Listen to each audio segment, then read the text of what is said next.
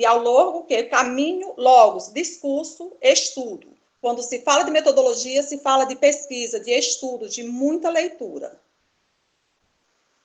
A metodologia é a aplicação de procedimentos e técnicas que devem ser observados para a construção do conhecimento com o propósito de comprovar sua verdade e utilidade nos diversos âmbitos da sociedade. Porque sempre que se faz uma pesquisa, a gente busca comprovar para a sociedade. Nós não podemos pensar uma pesquisa para nós. Nós construímos para estar contribuindo. Nós temos que pensar em todo um público que vai ler, que mais tarde a gente vai ver quando se trata dos objetivos, da justificativa, dos caminhos desta pesquisa.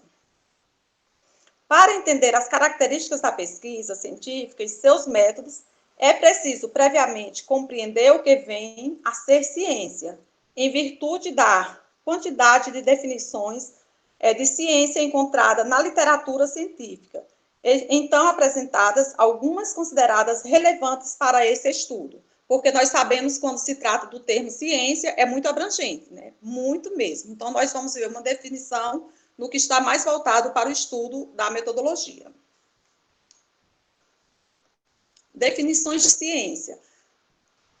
Etimologicamente, o termo ciência, ele provém do verbo latim, que significa aprender, conhecer, e essa definição etimológica, entretanto, não é suficiente para diferenciar a ciência de outras atividades, também envolvidas com o aprendizado e o conhecimento. Segundo Trujillo Ferrari, ciência é todo um conjunto de atitudes, de atividades racionais, dirigida ao sistemático, porque nós sabemos que ela não pode ser de forma aleatória, de forma solta. Ela tem toda uma sistemática para que seja comprovada, estudada, pesquisada, até chegar às conclusões. Conhecimento com objetivo limitado, capaz de ser submetido à verificação. Porque sabemos, quando se fala de ciência, se fala de pesquisas, ela se submete a verificações. Para Lakatos e Marconi, eles acrescentam que, além de ser uma sistematização de conhecimentos, ciência é um conjunto de proposições logicamente correlacionadas, ou seja, elas estão ligadas uma à outra, sobre o comportamento de certos fenômenos que se deseja estudar.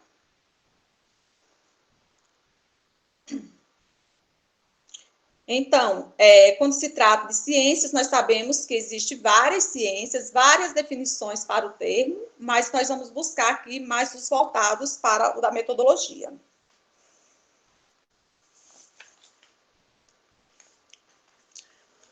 Segundo Ferrari, por sua vez, ele considera que a ciência no mundo de hoje tem várias tarefas a cumprir, tais como o aumento e melhoria do conhecimento, que vem através da ciência, através dos estudos, a descoberta de novos fatos ou fenômenos, aproveitamento espiritual do conhecimento na supressão de falsos milagres, mistérios e superstições, aproveitamento material do conhecimento visando a melhoria da condição humana, estabelecimento de certo tipo de controle sobre a natureza, que Demo, ele ainda, em contrapartida, acredita que no campo científico é sempre mais fácil apontarmos o que as coisas não são, razão pela qual podemos começar dizendo que o conhecimento científico não é para o autor, apesar de não haver limites rígidos tais conceitos, conhecimentos científicos. Ele acredita ainda que ele não é suficiente. Primeiro, não é senso comum. Quando nós falamos de senso comum, de que é que nós estamos falando? Que senso comum nós sabemos que se caracteriza pela aceitação não problematizada, muitas vezes crédula, do que afirmamos ou temos por válido. Disso não segue o que o senso comum seja algo desprezível, porque nós sabemos que as pessoas, quando se trata do senso comum, que é um conhecimento empírico, ele vem passado de geração para geração. As pessoas acreditam e nós não podemos totalmente descartar essas crenças das pessoas, certo? Nós organizamos nossa vida através do senso comum. Nós sabemos que a ciência ela não tem um método próprio para que você continue, se comporte na sociedade, para que você viva. essa parte. É muito ligado ao senso comum ainda, a certas normas do nosso dia a dia.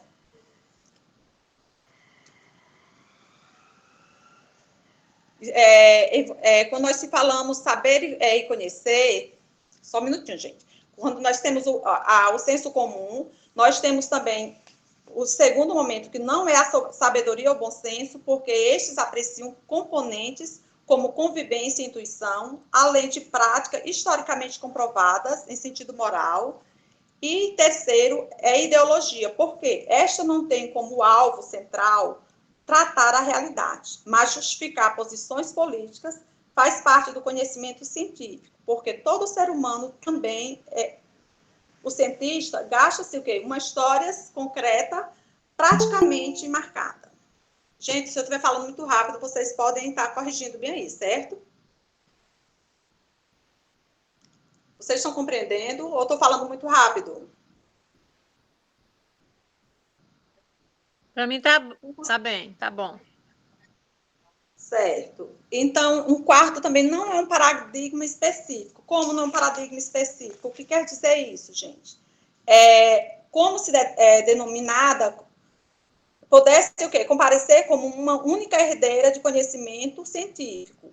Muito embora não seja o quê? Inerente a essa tendência. Demo, com maior realismo, do conhecimento científico é representado pela disputa dinâmica e interminável de paradigmas que vão e voltam, somem e transformam-se. Nós sabemos que essa questão do conhecimento, eles vão, voltam, transformam, existe, então não é uma coisa estável.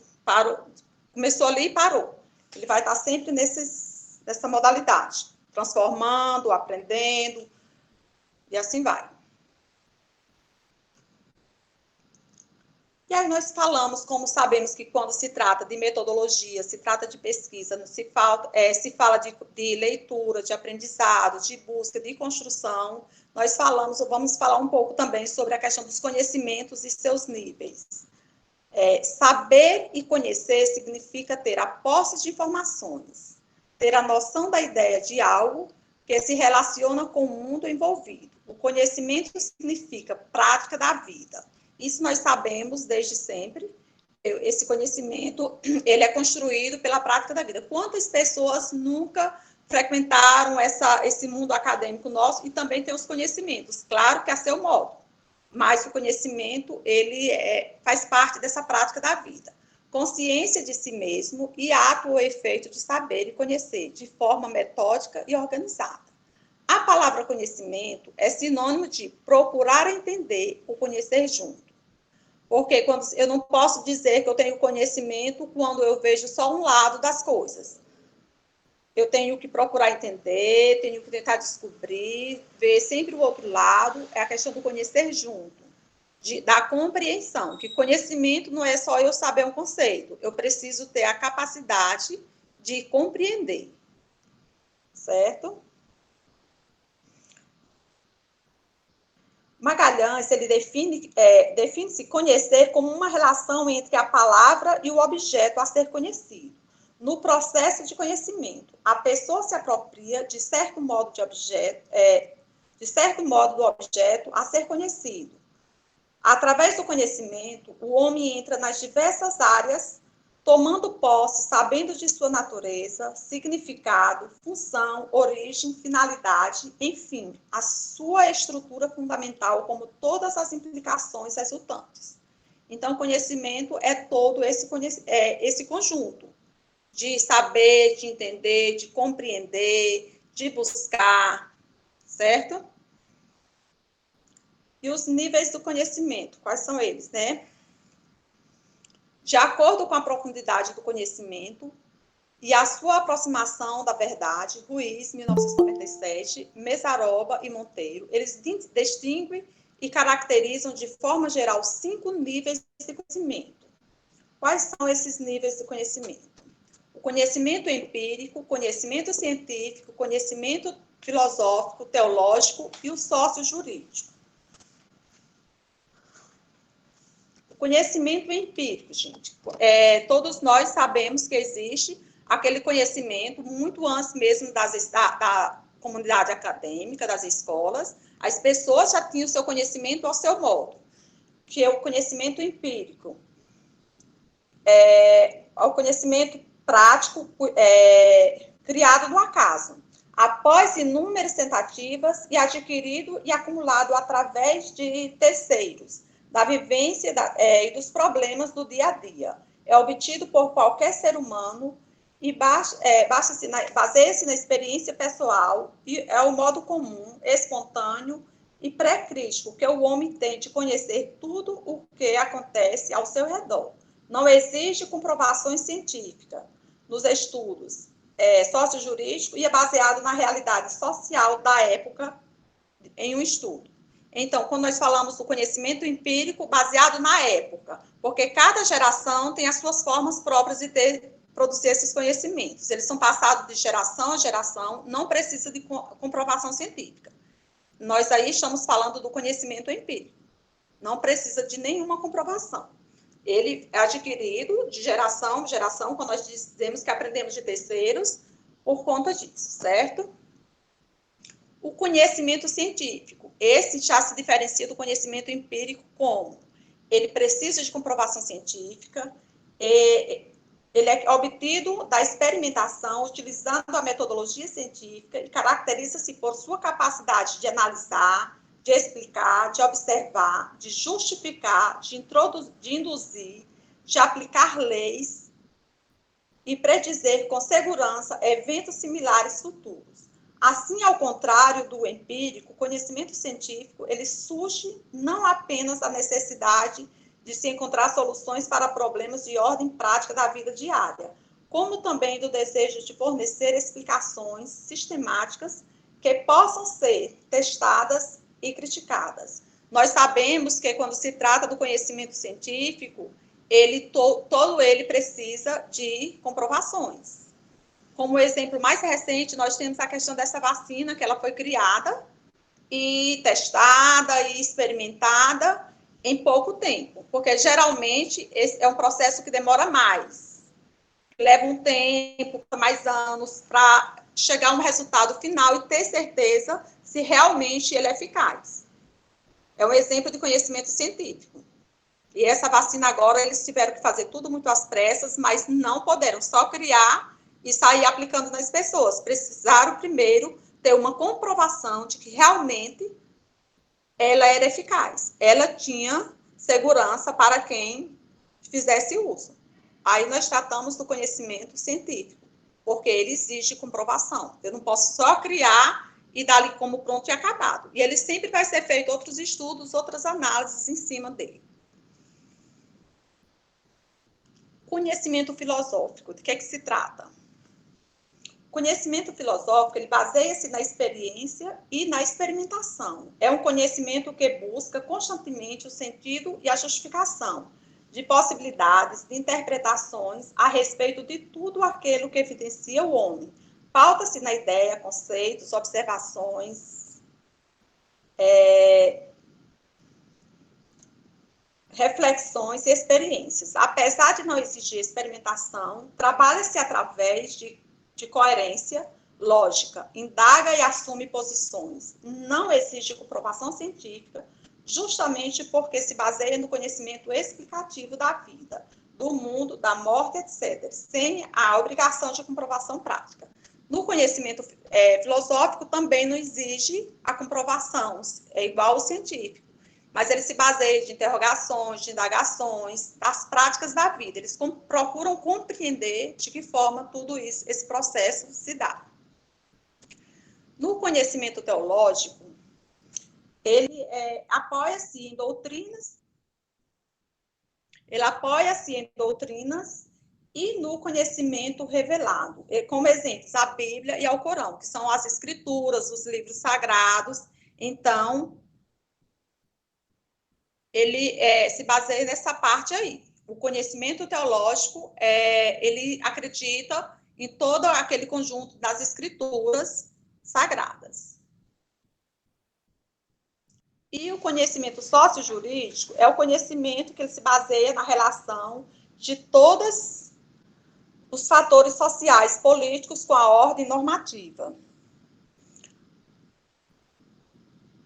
uma ordem normativa, ou seja, o limite entre a ordem jurídica e a ordem sociopolítica. Exemplo, o exercício de ordenamento jurídico. Existe comprovação científica no âmbito das ciências sociais. Então, quando nós tratamos do conhecimento sociojurídico, esse já existe comprovação. Ele é baseado em leis, ele não pode ser feito de qualquer forma, precisa ter uma base legal para que tenha os resultados. Quando se trata até de um processo, de alguma coisa, a pessoa tem que comprovar. Eu não posso acusar sem eu ter uma prova. Por isso, existe esta comprovação. Alguém quer fazer alguma pergunta, alguma colocação?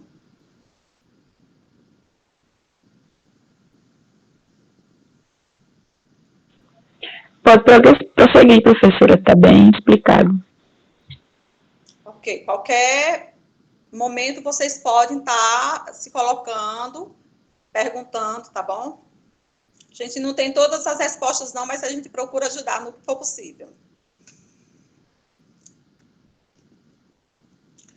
Segundo Lakatos e Marconi, mesmo existindo uma separação metodológica entre os níveis de conhecimento, o sujeito conhecedor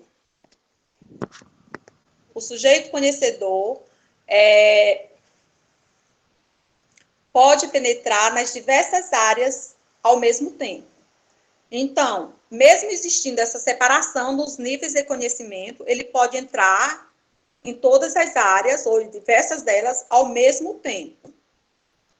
Ao estudar o ser humano, ele pode se extrair várias conclusões. O que é que pode se extrair ao estudar o ser humano? Nós sabemos que o ser humano ele é um conjunto, muitas coisas, tem toda uma história, tem todo um processo biológico, uma formação, uma cultura, depende do meio que ele vive, tudo isso, por isso é que diz, que mesmo existindo essa separação metodológica, os níveis de conhecimento, ele pode penetrar nessas diversas áreas. Eu posso estudar o ser humano desde a sua origem, acreditando na parte do conhecimento teológico, quando acredita que ele foi feito à semelhança de Deus. Eu posso ver a questão do filosófico. Eu posso estar estudando ele em vários tipos de conhecimento ao mesmo tempo, certo? O seu modo de atuar na sociedade, baseado no senso comum, que é o conhecimento empírico.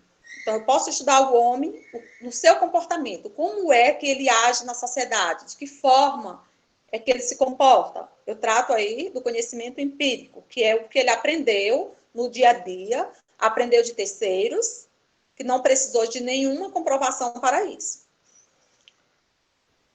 Eu posso ver também, estudar o seu modo de viver como um biológico, verificando seu comportamento mediante a investigação experimental, as reações existentes entre determinados órgãos e suas funções, que é o conhecimento científico. Quando eu digo do conhecimento empírico, eu estou me referindo ao comportamento dele, de que forma é que ele atua na sociedade. Quando eu vou estudar o biológico dele, eu quero ver até as funções de cada um dos seus órgãos. É um conhecimento científico. Quando eu digo que um determinado órgão tem a função no organismo, ele vai, por exemplo, o coração, quando eu me refiro aos rins, eu tenho uma comprovação científica. Não é um conhecimento empírico, por quê? Porque ele foi comprovado. A ciência estudou, os pesquisadores analisaram e descobriram a função de cada órgão. Então, quando eu vejo o ser humano como um ser biológico, não só o comportamento dele na sociedade, eu vejo, estudo os seus órgãos, eu estudo o funcionamento dele, eu me refiro ao conhecimento científico, porque é algo que foi comprovado, existiu essa comprovação. Quando eu vejo também, questionar quanto à sua origem e destino, quanto à sua liberdade e sua existência, eu estou me referindo a um conhecimento filosófico, certo?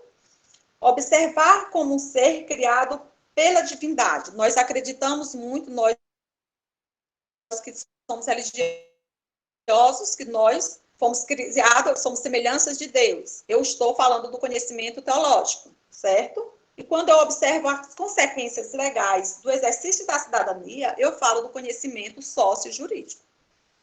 Certo? Então, aí nós falamos um pouco dos níveis de conhecimento. Por que falar desses níveis de conhecimento se nós vamos construir um pré-projeto?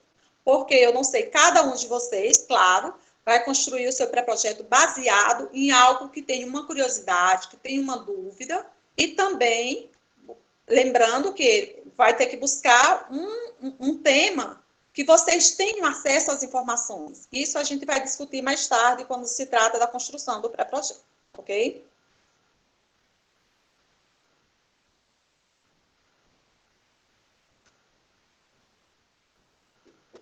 Alguma pergunta até aqui?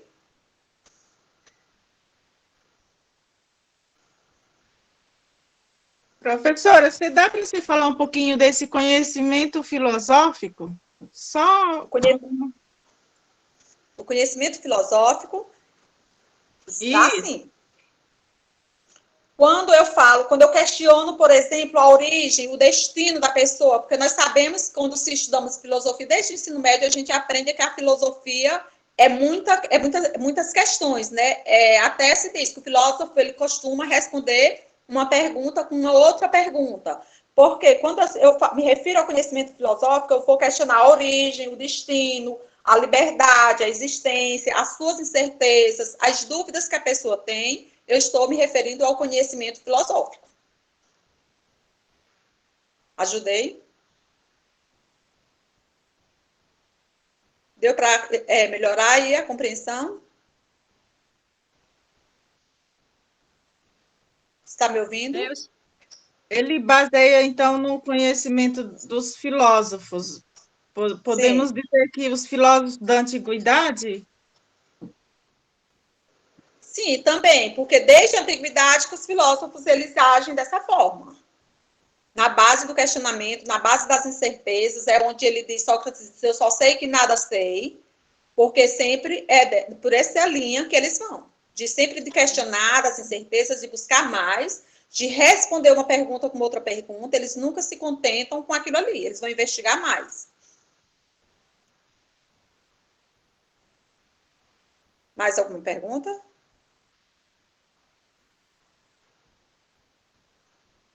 Mais alguma pergunta? Não, pode prosseguir. Ok. Entendi.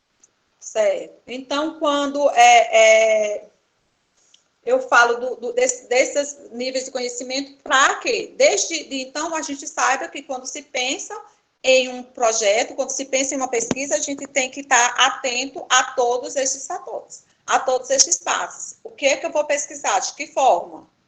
Infelizmente, a gente está num momento que não tem nem muitas opções, porque a pesquisa de campo, por exemplo, quando você precisa estar no contato direto com outras pessoas, eu nem perguntei ao coordenador do curso, mas eu acredito que não esteja liberado nesse momento, por outra instituição que eu trabalho, está mais na pesquisa bibliográfica, por conta do momento do contato, né? De evitar o contato, até mesmo porque nós não sabemos se o próximo vai querer nos receber. Então, vamos lá no que é pesquisa. Para eu construir um projeto, eu preciso pesquisar, eu preciso fazer leitura. E o que vem ser a pesquisa? Pesquisa é o conjunto de procedimentos sistematizados, baseados em raciocínio lógico, na busca de soluções para problemas nas diversas áreas, utilizando metodologia científica. Então, quando eu penso num projeto, eu já tenho que pensar em procurar, em pesquisar. Eu já sei que eu vou estar lendo bastante, né? Então, pesquisa é o conjunto de procedimentos sistematizados, porque precisa ser sistematizado. Eu não posso fazer uma pesquisa aleatória. Eu tenho que ter um passo a passo. O que é que eu vou construir? Baseado em quê? Qual é o meu objetivo? Tá bom? É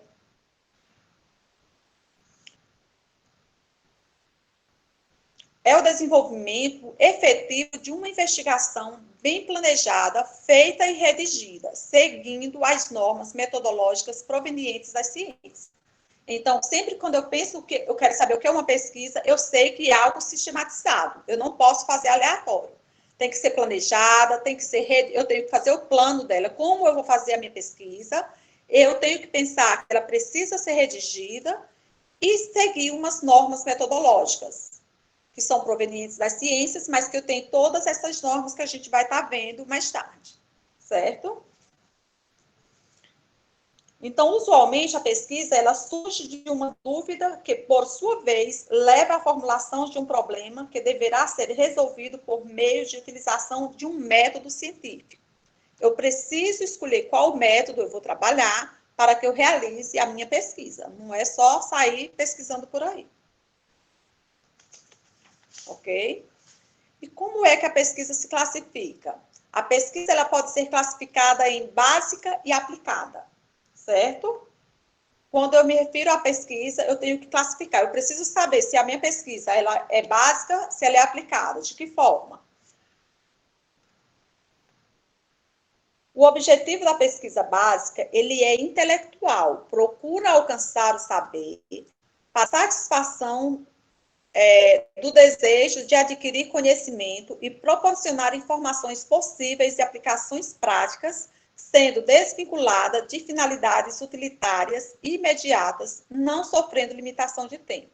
Então, o objetivo da pesquisa básica, que eu falei para vocês, que nós temos a pesquisa básica e a pesquisa aplicada, a básica, ela tem esse objetivo, ela é intelectual, procura alcançar o saber para a satisfação do desejo de adquirir conhecimentos e proporcionar informações possíveis e aplicações práticas, sendo desvinculada das finalidades utilitárias imediatas, não sofrendo limitações de tempo. Eu sempre tenho que ter em mente que a pesquisa eu tenho que fazer não é só para mim, é para uma contribuição. Eu não vou fazer um projeto, eu não vou fazer um artigo para eu simplesmente com o objetivo de obter uma nota no curso que eu estou fazendo. Eu preciso da aprovação. Eu preciso pensar na contribuição que o meu trabalho vai trazer para a comunidade. É tanto que o certo, o correto, a pesquisa, os artigos, os projetos, eles precisam ficar no acervo da instituição para que sirvam de documentos de orientação para outros grupos. Ok?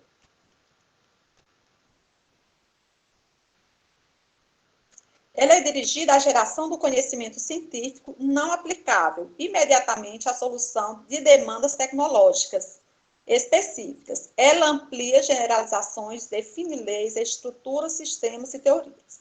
Isso na pesquisa básica. A pesquisa aplicada, ela visa o que? Aplicações práticas com o objetivo de selecionar problemas que surgem no dia a dia, que resultam na descoberta de princípios científicos que promovam o avanço do conhecimento nas diferentes áreas. Então, ela já tem essa outra linha. Ela visa a aplicação prática de objetivos, de selecionar problemas que surgem no dia a dia. Ela já vai estar buscando isso aí, essa questão da aplicação. Ok? Ela se empenha em desenvolver, testar e avaliar produtos e processos encontrando fundamentos nos princípios estabelecidos pela pesquisa básica e desenvolvendo uma tecnologia de natureza utilitária e finalidade imediata. Então, na aplicada, eu já preciso ver também a finalidade dela, certo? E geralmente é uma finalidade imediata. E se eu trato de pesquisa, se eu trato de conhecimento, se eu trato desses níveis todos da pesquisa, ela tem um objetivo. A pesquisa ela não é feita por ser feita, ela tem um objetivo, nós sabemos disso. Tudo que nós fazemos, e isso serve até na nossa vida diária, tudo tem um objetivo. Eu tenho um objetivo, porque eu trabalho por quê? Eu preciso alcançar algumas coisas. Eu cuido da minha família, eu trabalho na sala de aula, eu gosto, eu quero contribuir com o desenvolvimento do meu município. Tudo na nossa vida tem um objetivo, nada é por acaso, a gente não faz por fazer, sempre vai ter um objetivo. E não é diferente na pesquisa. Se você vai construir uma pesquisa, você tem um objetivo. E quanto aos objetivos, a pesquisa ela se divide em formal e factual. Vamos ver o que é cada uma delas, certo? A pesquisa formal, ela ocupa da lógica e da matemática e da dogmática jurídica. enquanto que a factual se subdivide em natural, que é a física, química, biologia, psicologia, sociojurídica, e em cultural, que é a psicologia social, a sociologia jurídica, economia, política e história. Porque, querendo ou não, quando nós pensamos na pesquisa, nós estamos envolvendo todo esse grupo. Ou nós vamos para essa área jurídica, vamos para estudar a parte da biologia. Isso vai depender muito do curso que você está fazendo, que vai despertar o seu interesse nessas áreas, tá bom? Claro que quem faz um curso, quem está estudando matemática, física, não vai fazer um trabalho, uma pesquisa, pensando na sociologia, pensando na psicologia, na economia. Cada um na sua área. Até porque nós precisamos ter conhecimento. Eu não posso fazer uma pesquisa de algo que eu não conheça, que eu não tenho noção do que eu estou fazendo. Porque para eu buscar as minhas fontes, eu preciso ter noção de onde. Se eu vou falar vocês estão cursando psicopedagogia, se eu quero ver de que forma eu vou aplicar, se é a psicopedagogia institucional, se eu vou trabalhar em instituições, eu já penso num projeto visando como é que eu vou atuar dentro de uma instituição, de que forma. Se eu faço uma psicopedagogia, mais a clínica, eu tenho que ver de que forma eu vou ajudar, qual é a minha linha de pesquisa, como é que eu vou trabalhar. Eu tenho que saber que eu vou lidar não com um órgão, com um sistema, de que forma que ele vai acontecer. Eu vou lidar diretamente com pessoa, certo? Quanto aos objetivos, ela pode ser dividida em exploratória, descritiva, explicativa e prescritiva. Vamos ver cada uma delas. A exploratória é o primeiro passo do trabalho científico. Até pelo nome já diz, né? Exploratório, que vem de explorar. É o primeiro passo do trabalho científico. Geralmente é a bibliográfica. Ou seja, é uma pesquisa que eu faço baseado em outros trabalhos feitos nessa área. Que eles podem ser livros, podem ser resenhas, artigos, TCCs, algum documentário, certo? Então, na exploratória, é o primeiro passo do trabalho científico, geralmente a bibliográfica, pois se avalia a possibilidade de desenvolver uma pesquisa sobre determinado assunto. Na ciência jurídica, abrange também a legislação e as jurisprudências. Visa oferecer informações sobre o assunto, definir os objetivos da pesquisa e orientar a formulação da hipótese. Nós sabemos que toda ela precisa dessa hipótese. Quando eu falo dos objetivos que é dividido na descritiva, o que é que eu quero nesse daí? O que é que eu pretendo alcançar? O que é que eu vou buscar? Na descritiva, ela promove estudo, análise, registro e interpretação dos fatos do mundo físico, sem a interferência do pesquisador. Então, quando eu falo na descritiva, não vai ter muita interferência do pesquisador, certo? Geralmente, os dados são coletados pela aplicação de entrevista, questionário ou observação. Então, na descritiva, eu vou estar vendo um questionário, uma aplicação, não vai ter muita interferência do pesquisador, da pessoa que está efetuando esta pesquisa, certo? Explicativa. Esse tipo de pesquisa é a mais complexa, pois registra, analisa, interpreta os fatos e identifica as suas causas. A maioria das pesquisas explicativas é experimental, em que se manipula e se controla as variáveis. Então, na explicativa é a que eu vou envolver mais fatores. Eu vou poder explicar, eu vou poder descrever, eu vou compreender melhor, tá certo? Já a prescritiva, ela promove não apenas a descrição do que é o objetivado na pesquisa científica, mas sim estabelece um plano ideal, a melhor solução. Desculpa, gente, toda hora chega mensagem, tem que estar tirando. A melhor solução para o caso estudado. Exemplo, no caso da existência de uma situação não prevista no ordenamento jurídico, propõe-se, após estudo científico, a solução ideal. Então, quando não está previsto, mesmo assim, você vai estar vendo qual é a melhor solução. Quantas vezes nós, no nosso trabalho, no nosso dia a dia, nos pegamos numa situação que ela não foi analisada antes, que você não tinha nem sabia que ela ia acontecer, e você precisa encontrar uma solução. Você vai buscar o que é mais ideal, o que realmente for melhor para o resultado, certo? E quando falamos em pesquisa também, nós sabemos que vem as abordagens, que vem os problemas, que vem tudo. Quanto à abordagem do problema, nós temos a pesquisa quantitativa, que representa tudo aquilo que pode ser mensurado, medido, isso na quantitativa, e temos a pesquisa qualitativa, que é aquela com prioridade de ideias, coisas e natureza, certo? Então, na quantitativa, ela representa tudo aquilo que pode ser mensurado, medido. O objeto de pesquisa é altamente descritivo. O investigador pretenderá sempre obter o maior grau de correção possível dos dados, assegurando, assim, a confiabilidade do seu trabalho. Então, quando se fala nessa pesquisa aí, gente, na quantitativa, o pesquisador também ele tem que ter o cuidado para assegurar a qualidade do seu trabalho, ok?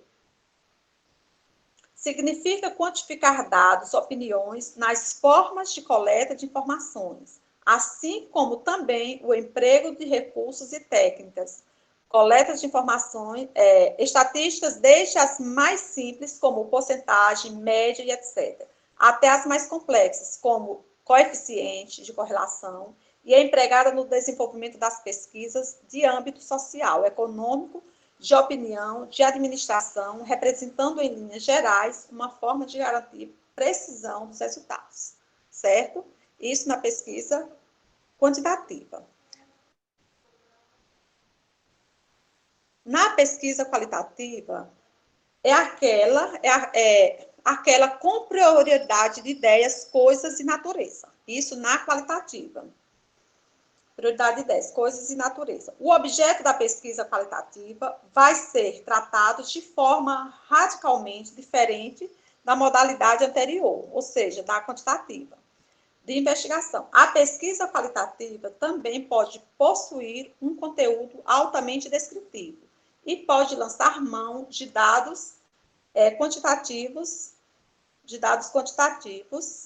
incorporados em suas análises. Justifica-se o fato de o tratamento quantitativo de um problema, que pode até ser uma opção do pesquisador, apresentar-se de uma forma adequada para poder entender a relação de causa e efeito e do fenômeno, consequentemente chegar à sua verdade e razão. Então, na qualitativa, ele faz todo esse processo, todo esse caminho, porque ele pretende se chegar à verdade, a uma razão. Não se faz uma pesquisa para deixar feita. Você precisa chegar, atingir o seu objetivo. Certo? Alguma pergunta?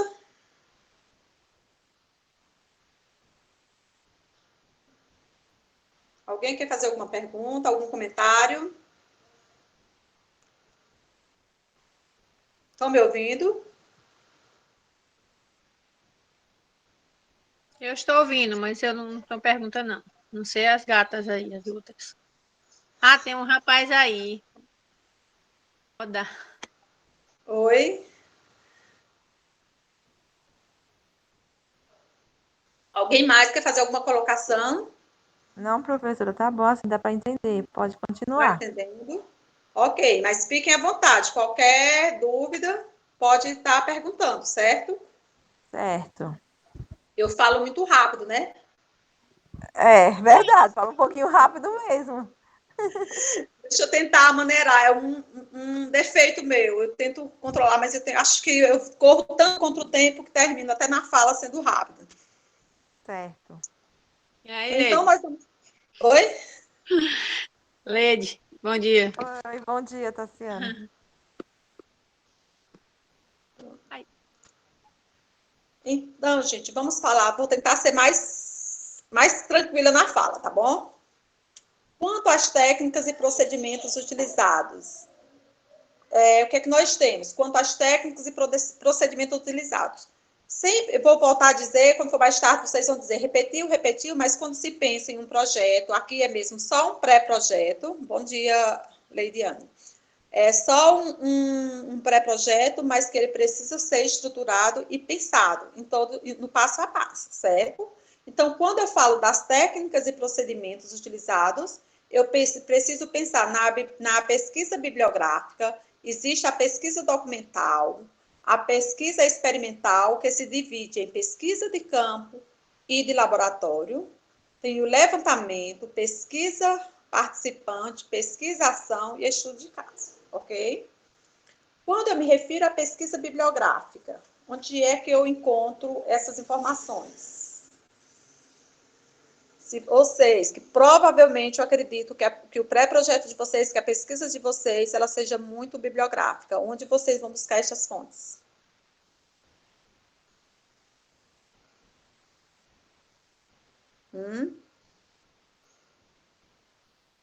Onde? Nos livros, nas revistas, na internet, nas pesquisas. Com certeza vamos encontrar muito, porque graças a Deus hoje nós temos muita facilidade, né? A internet nos ajuda bastante. Apesar de sermos de cidades pequenas, onde nossas bibliotecas ainda são carentes, mas nós temos essas outras fontes que conseguimos baixar até livros inteiros para que possamos fazer nosso estudo. Apesar de ninguém ler um livro inteiro para construir um pré-projeto, vai ler apenas o capítulo que lhe interessa. Facilita na hora de estar baixando esses documentos. Então, as pesquisas bibliográficas, nós sabemos que ele é baseado na consulta de todas as fontes secundárias relativas ao tema que foi escolhido para a realização do trabalho. Ela abrange o quê? Todas as bibliografias encontradas em domínio público, como livros, revistas, monografias, teses, artigos, internet. É válido ressaltar que o pesquisador, para o levantamento do referencial teórico, não fará parte da pesquisa propriamente dita, pois o mesmo é a forma de comprovação que seu problema tem fundamento científico. Isso na pesquisa bibliográfica. Na pesquisa documental, é a pesquisa que se baseia na coleta de dados de documentos escritos ou não, através das fontes primárias realizadas em bibliotecas, institutos e centros de pesquisas, como museus, acervos particulares, igrejas, escolas, bancos, postos de saúde, cartório e hospitais. Vai depender da sua pesquisa, o que é que você está pesquisando, o que é que você busca o seu projeto, para você saber onde você pode encontrar essas informações, né? Se você quer saber algo relacionado à saúde, ao atendimento, você vai procurar um hospital. Aí, de repente, vai ser muito relativo aí, de acordo com a pesquisa de cada um. Certo?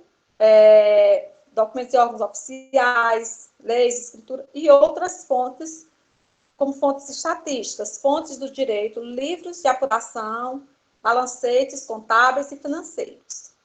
Já na pesquisa experimental, a pesquisa experimental ela está dividida em pesquisa de campo ou pesquisa de laboratório, porque se a minha pesquisa é experimental, eu posso ir tanto ir para a pesquisa de campo como a de laboratório, certo? Na pesquisa de campo, é utilizada para gerar conhecimentos relativos a um problema, testar uma hipótese ou provocar novas descobertas em uma determinada área. Baseia-se em projetos de pesquisa que determina a hipótese, os objetivos e a metodologia utilizada para efetuar as observações controladas, as variáveis a serem observadas e analisadas, a amostragem, a técnica de coleta de dados e preparação das informações e análise estatística. Isso quando eu estou falando da pesquisa de campo, certo? Eu tenho todas essas fontes. Quando eu parto para a pesquisa de laboratório, desculpa, gente. A pesquisa de laboratório é uma investigação em que o pesquisador manipula as variáveis e faz os seus controles. A pesquisa é realizada em ambientes fechados, reais ou artificiais, geralmente controlados. A maioria dessas pesquisas é experimental, feitas com pessoas, animais, vegetais e minerais. Então, quando eu trato da pesquisa de laboratório, eu posso fazer geralmente ela é em ambientes fechados, tá certo? Pode ser feito em plantas, animais, pessoas. E o levantamento? O que vem ser esse levantamento, gente?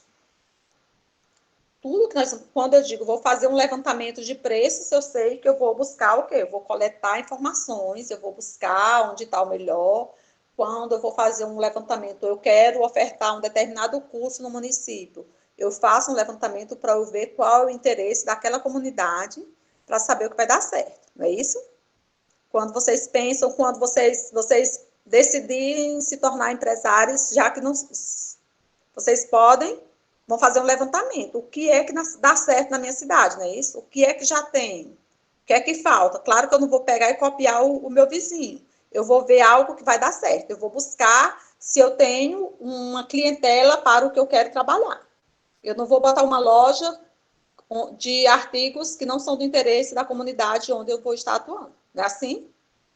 Primeiro faz esse levantamento ou não? Primeiro tem que estudar o mercado, ver.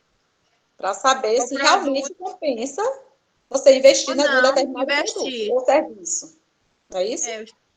Exatamente. Então, o levantamento é a coleta de informações obtidas diretamente com pessoas envolvidas na situação ou por meio de outras fontes. O censo populacional é um exemplo típico deste tipo de pesquisa. Que eu faço um levantamento, até para eu saber como é a situação de um determinado município, o índice de mortalidade infantil, de analfabetismo, ou se eu quero saber qual é a população que já tem um curso superior, eu vou fazer através de um levantamento, através de uma pesquisa de dados. Quando se diz o censo, porque é a fonte mais segura, mais precisa que tem dessas respostas. É isso? Eu tenho também a pesquisa participante, que ela caracteriza-se pela interação entre pesquisadores e membros da situação investigadas. Se ela é participante, vai haver essa interação com quem está pesquisando e a pessoa pesquisada, não é isso? Você não vai fazer uma pesquisa participante sozinho, você vai estar ouvindo pessoas, você vai estar ouvindo as respostas para que você chegue às suas conclusões, ao que você pretende responder. Certo?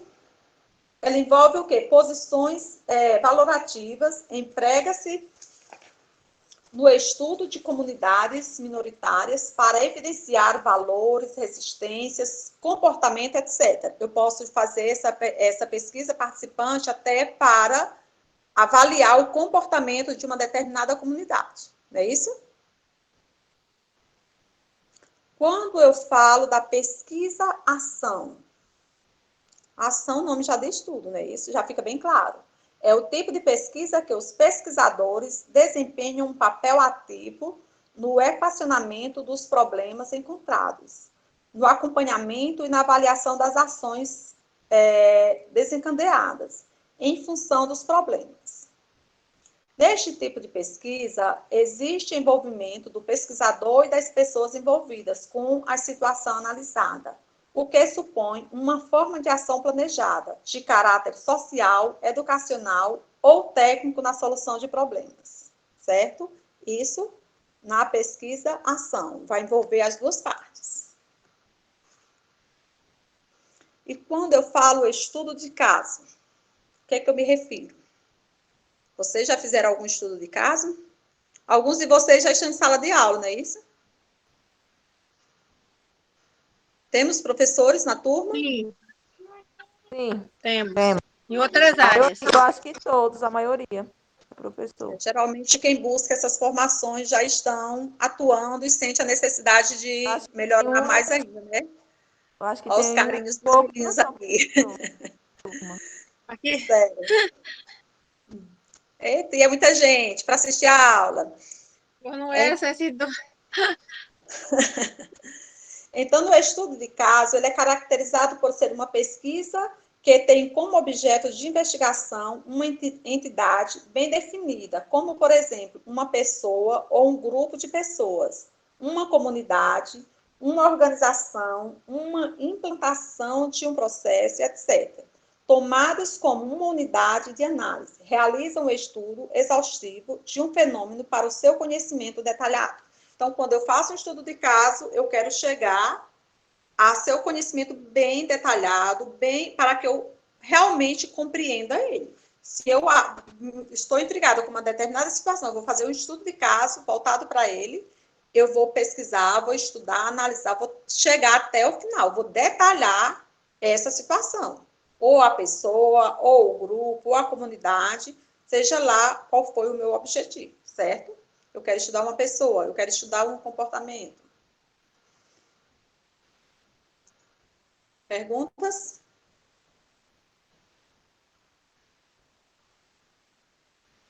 Alguma pergunta?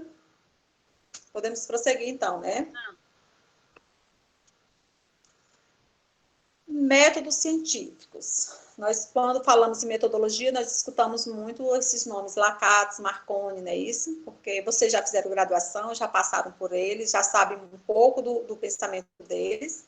Então, de acordo com Lacatos e Marconi, métodos se situam em níveis claramente distintos, que se referem à sua inspiração filosófica, ao seu grau de abstração e à sua finalidade mais ou menos explicativa. Certo? Os métodos de abordagem devem obrigatoriamente constar no item metodologia do projeto de pesquisa, certo? Bem como nos itens exigidos nos trabalhos científicos. Já os métodos auxiliares ficam a critério do pesquisador em evidenciá-los.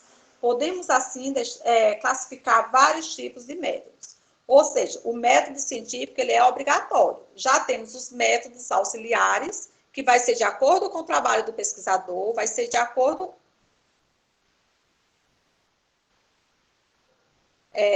tudo bem, Rosilene.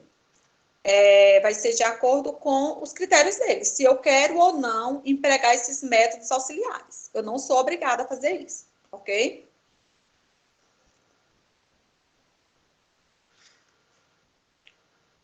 Quando eu trato nos métodos de abordagem, eu tenho o método indutivo, o método dedutivo, método hipotético dedutivo e o método dialético, certo? O que é o método indutivo? Alguém pode me dizer?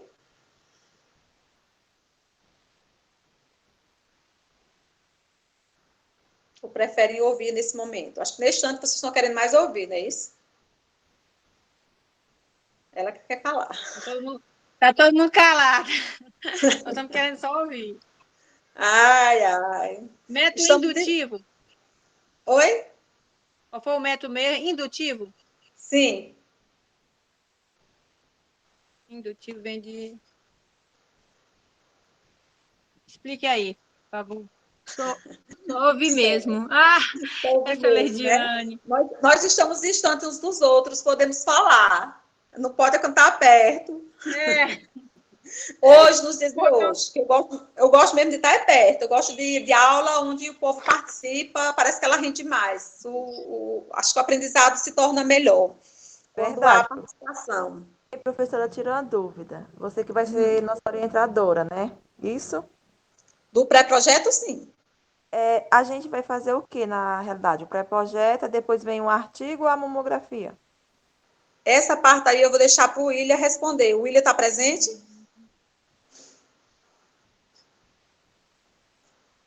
Assim, William, a gente vai fazer o pré-projeto. Esse pré-projeto, ele vai ser votado para o artigo acadêmico ou a gente vai fazer a mamografia mesmo? Vai ser o artigo, né? Certo.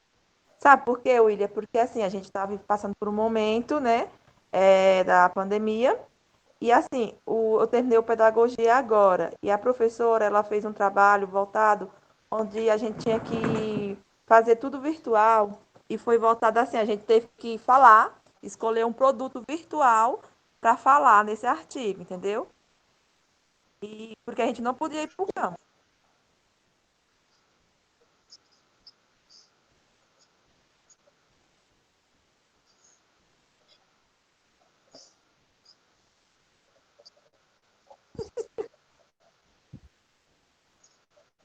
Pois é, não, o professor ele escolheu tipo assim um produto virtual. A gente ia explicar, a gente escolhia um colégio e fazia aquele produto virtual. No caso, eu escolhi até uma cartilha, onde a gente explicava como é que a professora poderia trabalhar. No meu caso, eu escolhi o lúdico. Nesse lúdico, a gente passava várias informações e comprovava, né, a bibliográfica. A gente fez a bibliográfica. E a gente comprovava que aquele método podia ser válido nesse momento. A gente trabalhou dessa forma. Só uma ideia, né?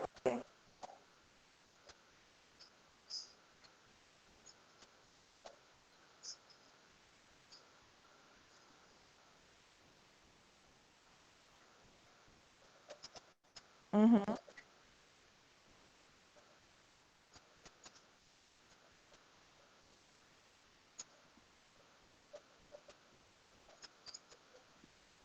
É, certo. Obrigada. Foi essa dúvida mesmo, porque a gente fica meio perdida, né, nesse momento. O que que eu vou fazer? Qual vai ser meu tema se a gente está vivendo esse momento? Só foi isso mesmo. Obrigada. Com relação a qual vai ser o seu tema, eu sempre gosto de dizer, o tema tem que ser escolhido pelo pesquisador, porque tem que ser algo que você tenha interesse, algo que você tenha fontes para pesquisar. A pesquisa de campo, neste momento, não é viável, porque nós estamos no momento de pandemia, como eu até citei antes, não podemos estar nos arriscando, nem arriscando a vida do outro, sem saber se o outro vai querer nos atender. Mas existe na pesquisa bibliográfica, existe muitos temas que você pode estar desenvolvendo. Nós hoje Verdade. temos acesso às informações. E Eu o mesmo tema, penso, eu mesmo Oi? penso em eu mesmo estou pensando em trabalhar o processo do lúdico mesmo, o Pronto, processo de você vai aprendizagem. trabalhar algo que te interesse, algo que você acredita que pode estar acrescentando, estar melhorando, que o teu trabalho vai ajudar outras pessoas. Algo que você já tem uma certa familiaridade, porque vai facilitar o seu desenvolvimento. Porque Isso. você vai desenvolver um tema que eu sugeri, você não conhece dele, você não trabalhou, você não tem curiosidade nele, você não tem fontes para pesquisá-lo, vai dificultar a tua vida e vai terminar que você vai desistir no meio do caminho desse projeto. Então, Verdade. nós vamos falar mais tarde, mas a escolha do projeto ela é muito individual, ela é muito pessoal, e nós temos como construir qualquer projeto na bibliografia, nós temos tudo hoje. Nós temos um acervo muito grande, graças a Deus, que facilita bastante a nossa vida, certo? Certo. Só temos que ter cuidado com plágio. Não, mas o pré-projeto, ele não demanda tanto tempo como a construção do artigo. Ele vai demandar menos tempo, lógico que vai exigir a leitura, vai exigir que você redija, que faça tudo dentro das normas, mas o prazo vai ser o suficiente. A gente sabe que todo mundo tem suas atividades, mas eu acredito que o prazo que eu e o William combinamos é o suficiente para todos. Mais tarde a gente vê sobre isso, certo? Certo, professora, obrigada. Por nada. Então, no método indutivo, como foi dito, ele é parte da constatações mais particulares e formulação de leis e teorias, do particular para o geral. No indutivo, eu vou partir do particular para o geral, ok? O método indutivo, ele possibilita o desenvolvimento de enunciados gerais sobre sobre as observações acumuladas de casos específicos ou proporções que possam ter validades universais. Oliveira, 1998, na página 60, refere a isso, certo? Como exemplo, quando eu digo que ele parte do particular para o geral, isso no método indutivo, do particular para o geral. Eu tenho como exemplo, quando eu digo que o homem é mortal, o homem é racional. Logo, todo homem é animal racional, uma verdade universal, porque eu estou partindo do particular para o total, certo? Para o geral. Quando eu tenho método dedutivo, a gente costuma dizer que as pessoas usam muito esse método, muitas vezes elas não têm nem conhecimento do termo método dedutivo, mas elas fazem muitas deduções terminam acreditando que é verdade e passam para frente e aí assim vai. No método dedutivo, ele parte de teorias e leis para análise e explicação de fenômenos particulares. Ele vai do geral para o particular. Ele é o inverso do método indutivo, que vai do particular para o geral. No dedutivo, ele já vai do geral para o particular, o inverso, certo? Trata-se de um raciocínio puramente formal, no qual a conclusão não fornece um conhecimento novo, ao contrário da indução, isto porque a dedução já está implícita nos princípios, segundo Oliveira, viu, gente? Como exemplo, eu tenho, todos os homens são mortais. Como eu disse que ele parte do geral para o particular, o exemplo é diferente. Lá no indutivo diz que o homem é mortal. Aqui já diz, todos os homens são mortais. Platão é homem, logo Platão é mortal. A conclusão que eu tenho. Se todos os homens são mortais e Platão é um homem, logo ele vai ser mortal também, porque eu estou partindo do geral para o particular. Se todos são, Platão, José, os Sócrates, todos vão ser mortais. Compreendido a diferença aí do inverso do indutivo para o dedutivo? Compreendi. Então, o método indutivo é do particular para o geral e o dedutivo é do geral para o particular. Isso. No hipotético dedutivo, fenômenos abrangidos pela hipótese são as variáveis que persistem como válidas, resistindo às tentativas de falseamento. Segundo Mazaroba e Monteiro, o método hipotético dedutivo. O pesquisador elege o conjunto de proposições hipotéticas que acredita serem variáveis como estratégia de abordagem para se aproximar de seu objeto, para se aproximarem do seu objeto no decorrer da pesquisa. Essa hipótese pode vir a ser comprovada ou não, mediante a experimentação, ou seja, a verificação do seu alcance e consciência. Então, quando eu se falo do hipotético, da hipótese, ela pode ser comprovada ou não. No meu projeto, eu posso ter uma hipótese. E durante a minha pesquisa, no desenvolver da minha pesquisa, ela pode ser comprovada ou não. Ok? Não significa que ela obrigatoriamente vai ser comprovada porque eu coloquei. Eu vou analisar, eu vou buscar. E ela pode ser ou não comprovada. Perceba-se, são hipóteses variáveis, isto é, que poderão ser perfeitamente sustentadas durante a verificação, pelo menos em primeiro momento. E eu tenho também o método dialético, que a dialética ela é conhecida como a arte do diálogo, que é muito importante, né, gente? A arte do diálogo, que aos poucos se transforma na arte de demonstrar uma tese capaz de definir, atingir com a clareza os conceitos envolvidos na discussão. A ação recíproca, contradição inerente aos fenômenos e da mudança dialética que ocorre na natureza. Isso na dialética, viu, gente? Que ela é conhecida como a arte do diálogo. E ela pode, tem essa questão da clareza, dos conceitos, está envolvido na discussão, porque se é dialética, existe a discussão. Não é isso? Se existe diálogo, existe uma discussão.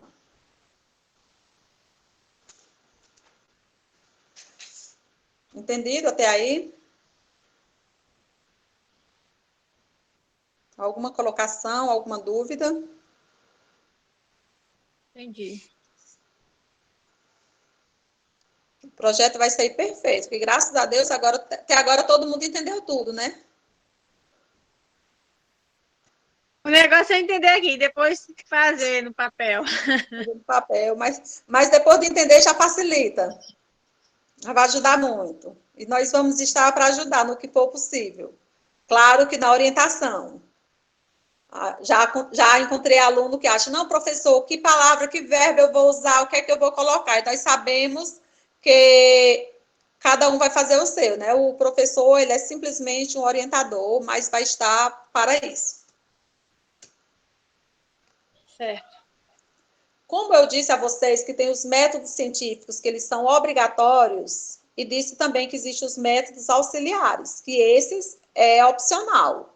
Vai depender do pesquisador e, claro, do trabalho dele. Existem aqueles trabalhos que eles até exigem, que eles cabem mais os métodos auxiliares.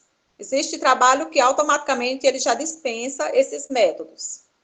Vamos ver um pouco aqui dos métodos auxiliares. Que métodos são esses? Nós temos o método histórico, o comparativo, o método monográfico e o método estatístico. Então, vamos ver a definição de cada um deles, certo? O método histórico, ele busca o quê? Investigar os acontecimentos, processos e instituições do passado para verificar a sua influência na sociedade de hoje.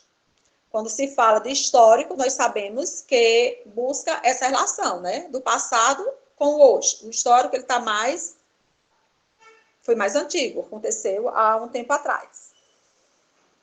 Pois as instituições alcançaram sua forma atual através de alterações de suas partes componentes. Então, no método histórico, não adianta que a educação, quantas mudanças não houve na educação, até na questão da nomenclatura, era primário, depois é ensino fundamental, muitas coisas, mas isso tudo vem baseado no histórico.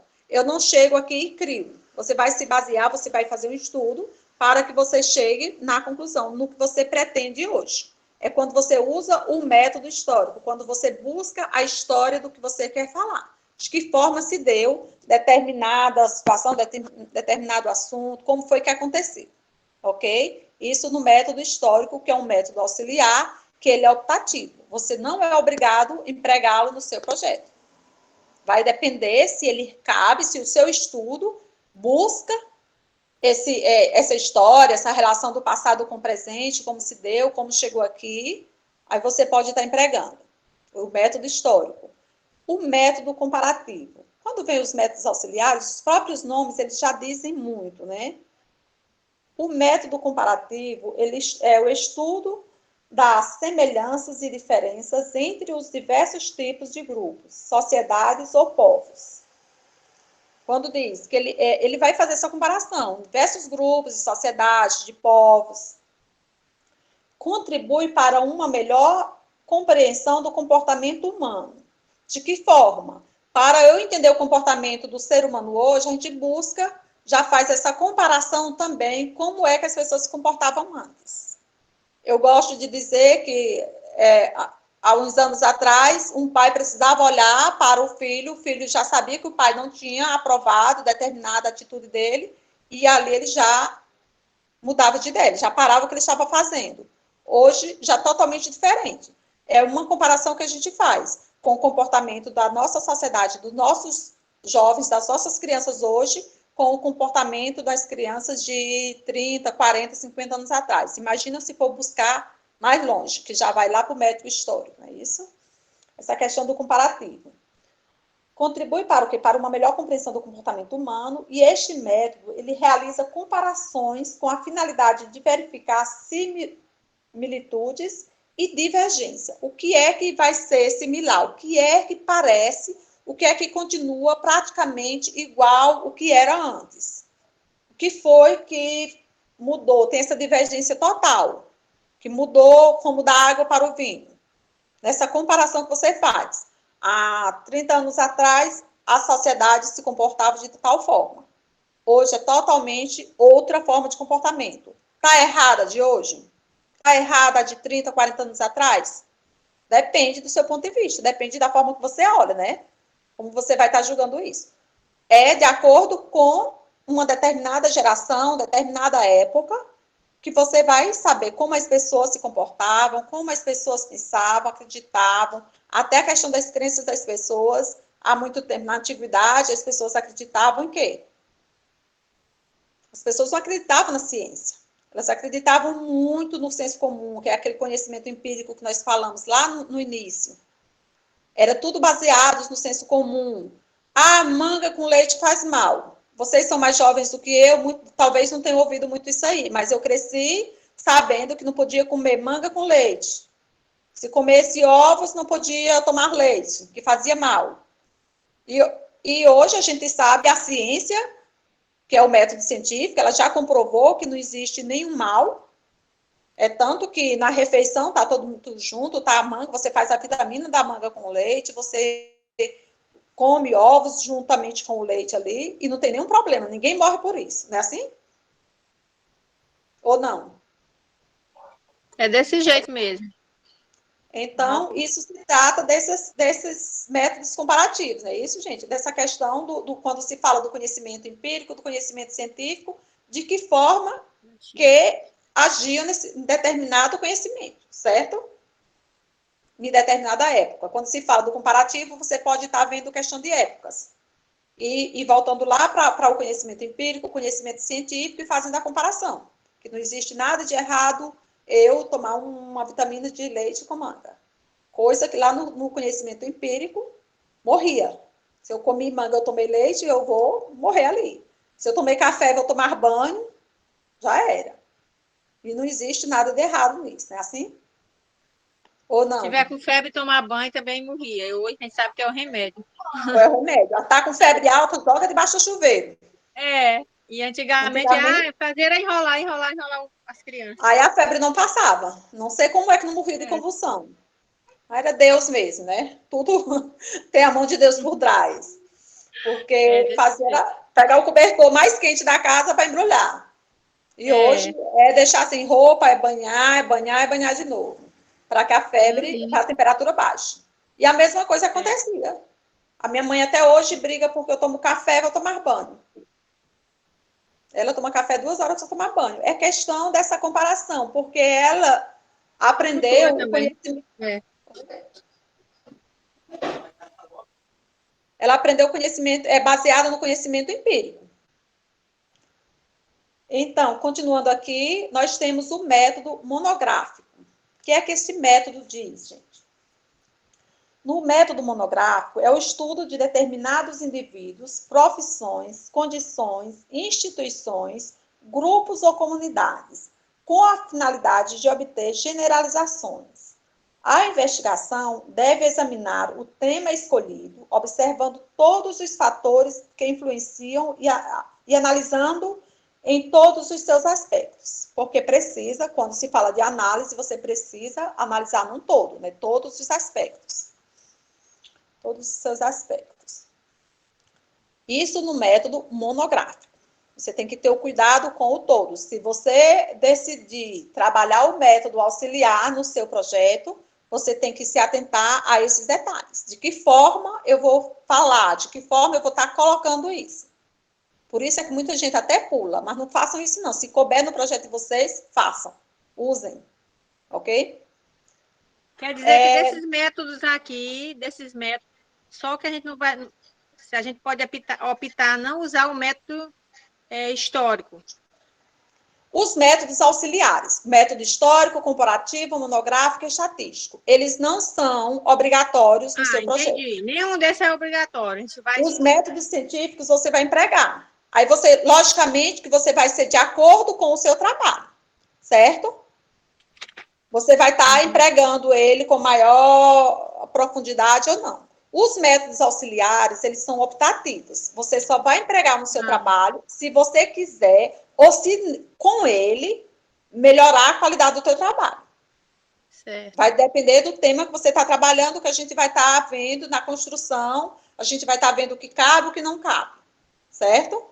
Por isso é que é importante, essa disciplina é diferente das outras, que geralmente acontece só no encontro. Essa precisa de mais momentos com o aluno, por quê? O professor precisa estar vendo, o orientador precisa estar vendo, por mais que vocês também sejam professores, que às vezes vocês já sabem até mais, mas a instituição que vocês estão, para a qual vocês estão fazendo esse trabalho, ela tem algumas normas, algumas exigências. E a gente vai ver se o trabalho do aluno, ele se enquadra no que está sendo pedido. Combinado, assim? Por isso a gente fica, tem um outro momento para estar ajudando individualmente cada um, estar olhando o projeto. Antigamente a gente ia, passava um dia todinho, atendia por vez, agora a gente vai ser um trabalho mais agendado, como o encontro não é presencial, para estar vendo o trabalho, para estar dando feedback para vocês, o que está bom, o que precisa melhorar, se precisa acrescentar ou retirar alguma coisa, certo? Nós temos também o método estatístico, que consiste na redução de fenômenos sociológicos, políticos, econômicos, a termos quantitativos, porque quando se fala de estatística, a gente sabe muito que fala de números, né, de quantidade. Termos quantitativos. E a manipulação estatística, que permite comprovar as relações dos fenômenos entre si.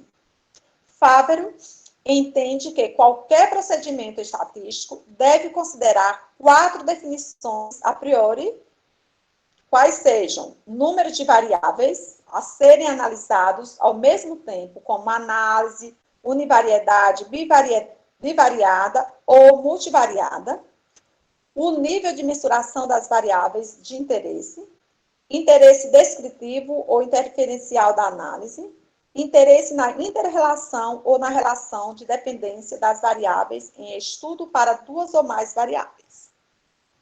Isso quando nós falamos do método estatístico.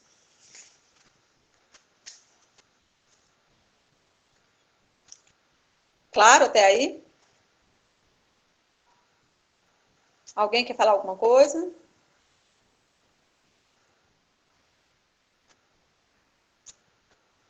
Existem as técnicas de pesquisa. Se eu vou pesquisar, eu preciso saber como eu vou fazer. Quer falar? Não?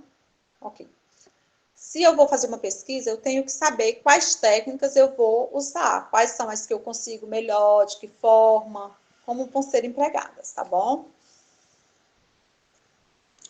Para a realização de uma pesquisa científica, há necessidade de levantamento de dados e coleta por meio de técnicas de pesquisa. Este procedimento pode ocorrer de diferentes formas.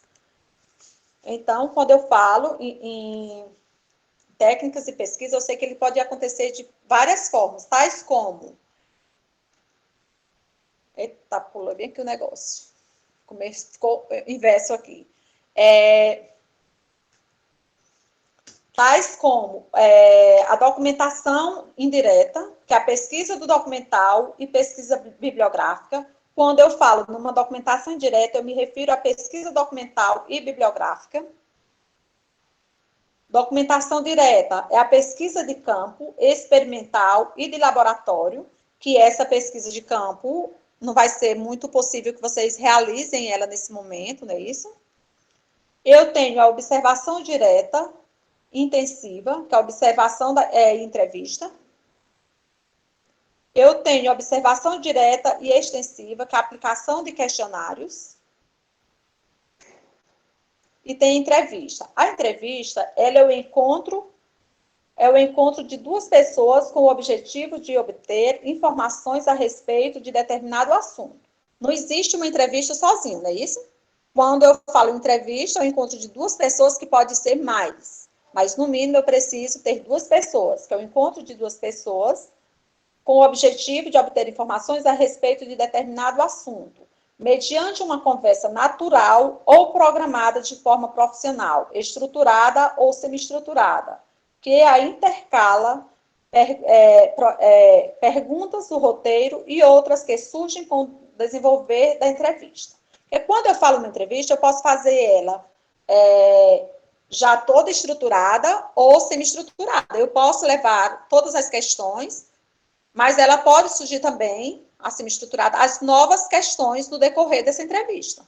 Por quê? Eu estou te entrevistando, eu estou com o meu roteiro de perguntas, mas dependendo da tua resposta, pode surgir a necessidade de uma outra pergunta para que você esclareça, para que fique mais compreendido o que você está respondendo.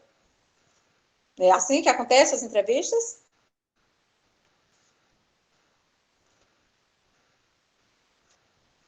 Há perguntas do roteiro e outras que surgem no decorrer dessa entrevista. A conversa ela é efetuada frente a frente com o entrevistado. Se eu vou fazer uma entrevista, a conversa ela é efetuada frente a frente com o entrevistado e o entrevistador, de forma sistemática e metódica, possibilitando assim obter informações necessárias do sistema e metódica, possibilitando, assim, obter informações necessárias do entrevistado para a realização do trabalho.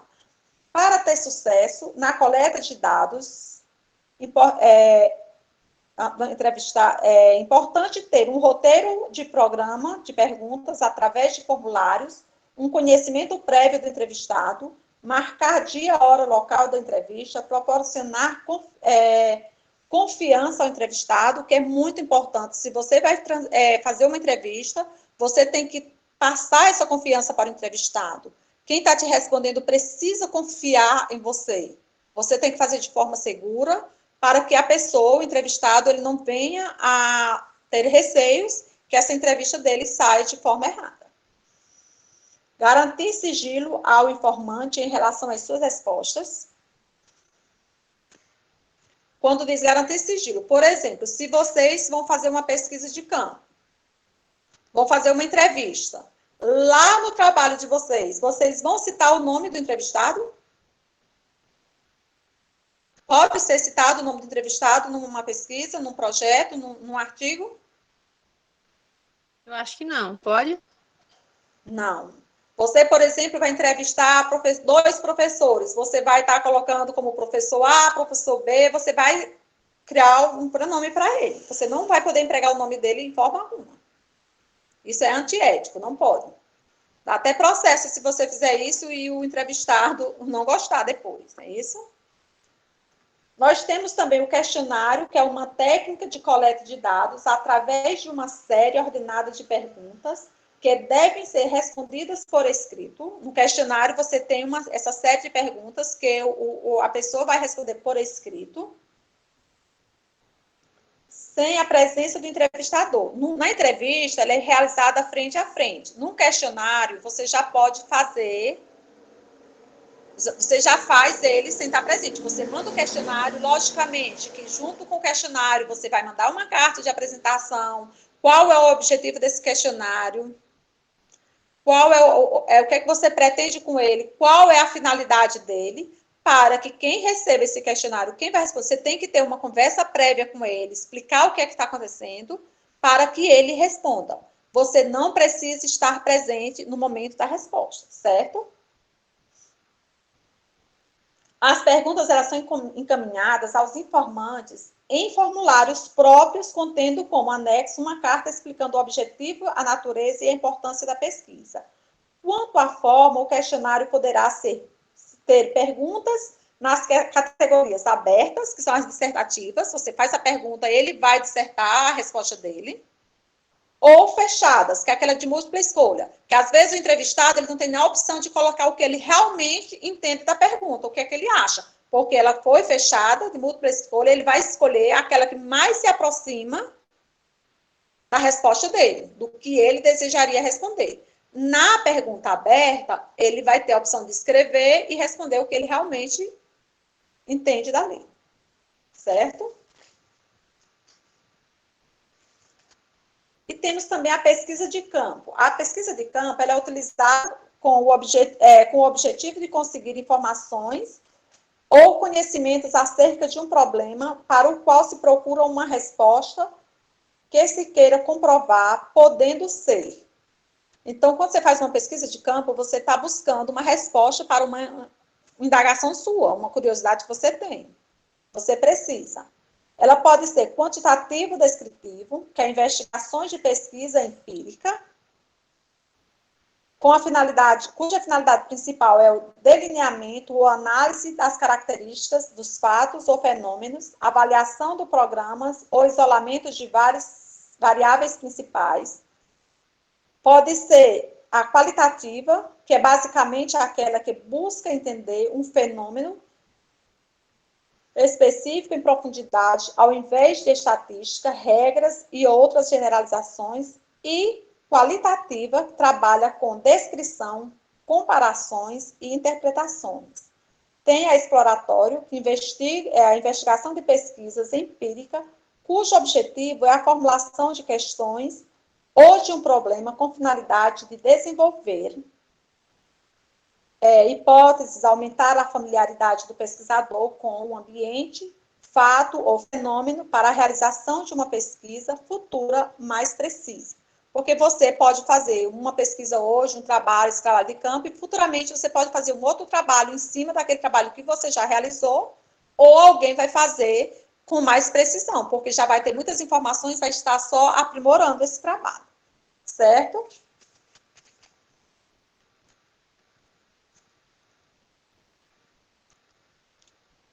Nós temos também a exploratório, que ela investiga a investigação de pesquisas empíricas, cujo objetivo é a formulação de questões ou de problemas com finalidade de desenvolver hipóteses, aumentar a familiaridade do pesquisador com o ambiente, fato ou fenômeno para a realização de uma pesquisa futura mais precisa, e a observação, que é a técnica de coleta de dados para conseguir informações.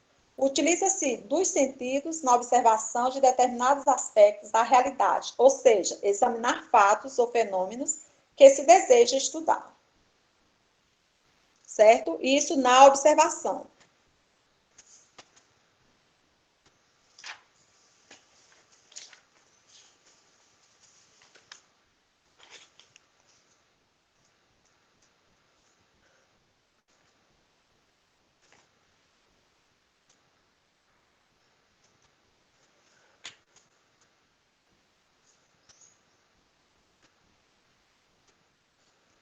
Nós vamos falar um pouco sobre atitudes do pesquisador. Quais são essas atitudes que o pesquisador precisa ter para que ele faça um trabalho com qualidade, um trabalho que, dependendo da escolha dele, ele tenha também segurança nas respostas, porque tudo isso você precisa conhecer antes de realizar o trabalho. Nas atitudes do pesquisador, ele busca o quê? A busca constante, a inovação e o treinamento para a pesquisa. Então, um pesquisador ele precisa ter essa busca constante, a inovação e o treinamento para a pesquisa, ter conhecimento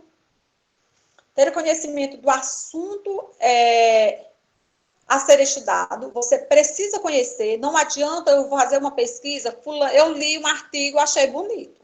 Você precisa conhecer o assunto que você pretende explorar. Porque se você não conhecer, você vai ter dificuldade na hora de desenvolver, certo? Precisa ter esse conhecimento. Ter conhecimento do assunto a ser estudado. Eu não posso fazer um trabalho, direcionar um trabalho porque alguém fez e deu certo.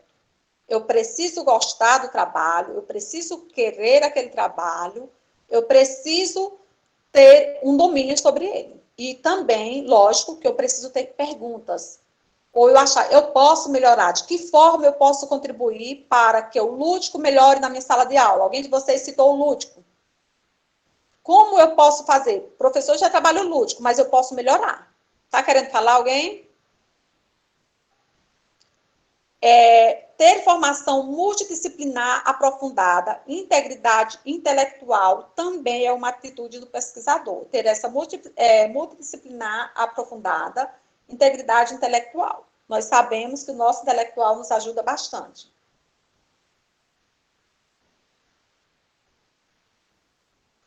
O que mais nós precisamos? Ter visão sistêmica, sensibilidade social e imaginação disciplinada. Porque até a nossa imaginação, ela precisa fluir, certo?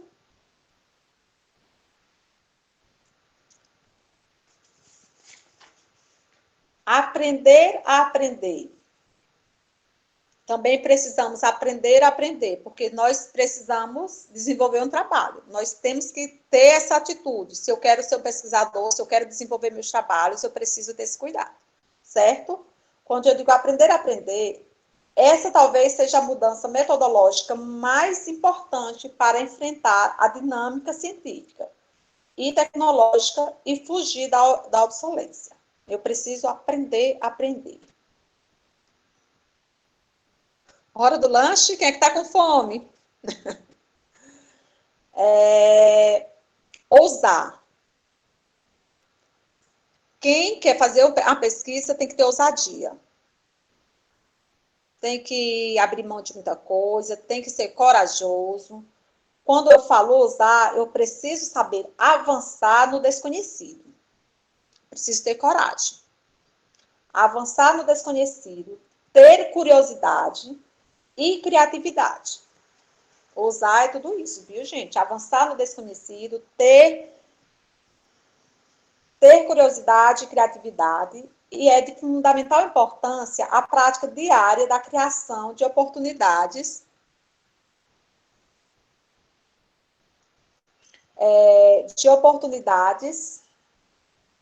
de pesquisa, pois é o momento em que o pesquisador irá se familiarizando com a ambiência científica e tecnológica.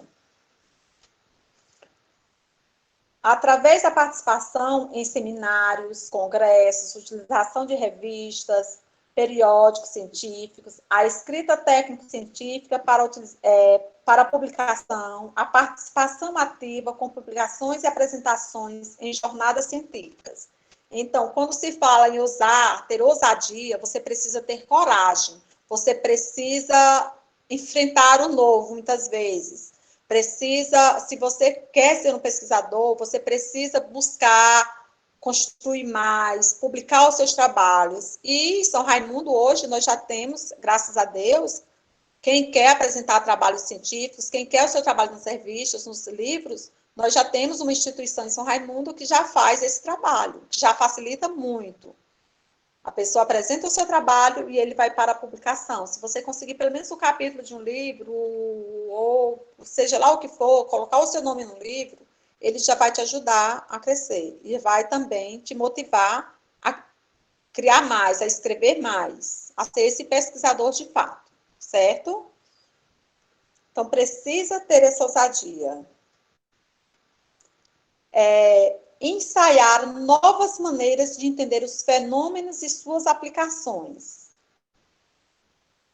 As suas implicações. Então, eu preciso ensaiar essas novas maneiras de entender esses fenômenos e suas aplicações e implicações. Ter perseverança e paciência. Porque se eu não for paciente, eu não vou chegar muito longe, viu, gente? Eu preciso ter paciência também. Saber fazer. O que é o saber fazer, gente? Saber fazer, estudar, pesquisar, realizar. Na prática, ter confiança na experiência. O saber fazer, você precisa ter confiança na experiência, certo?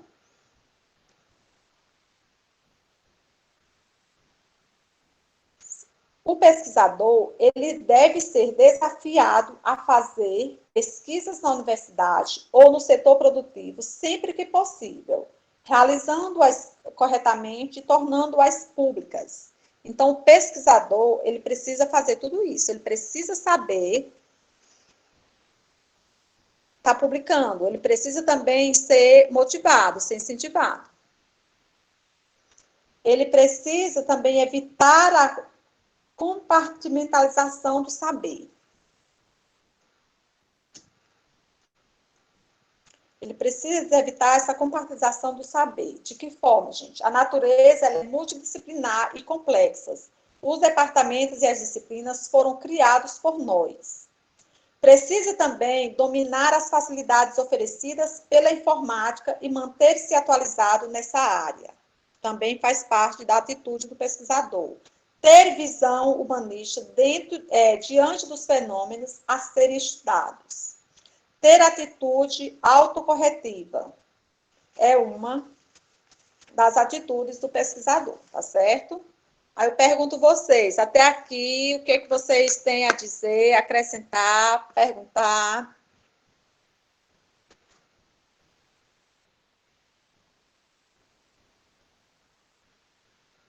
Bora? Acho que eu só ouvi voz de 2 pessoas ainda. Cadê os demais?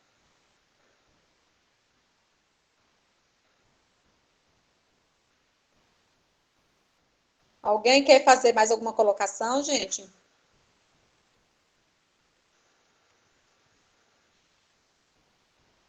Vamos lá?